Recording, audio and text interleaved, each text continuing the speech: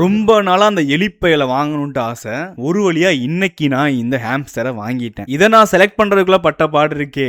சும்மா கூட நம்மளால கையில தூக்க முடியல. கையில எடுத்துட்டோம்னாலே கிடந்து துள்ளுது. கிடந்துட்டு சரியான சேட்டைக்காரங்களா இருக்காங்க. எப்படியோ ஒரு பேரை செலக்ட் பண்ணி வாங்கிட்டேங்க. என் தம்பிக்கு வாங்கினது தெரியாது. என்னை விட என் தம்பிக்கு ரொம்ப பிடிக்கும். பார்த்தோன்னே பைய குஷி ஆயிட்டேன். இது அந்த சின்ன கூடையில தான் போட்டு கொடுத்தாங்க. இவனுக்கு நம்ம ஒரு வீடு செட்டப் பண்ணணும்ல. சோ அதனால என்ன பண்ணேன், இந்த கூடையில வேற ஜாமா இருந்துச்சு, அதெல்லாம் கொட்டிட்டு நல்லா நீட்டா கழுவிட்டு இதை நம்ம இதுக்கு வீடா செட்டப் பண்ணிட்டோம். இவங்க பண்ற அட்டூழியம் இருக்கே, ஒன்னு தூங்குறாங்க இல்ல சேட்டை பிரிக்கிறாங்க.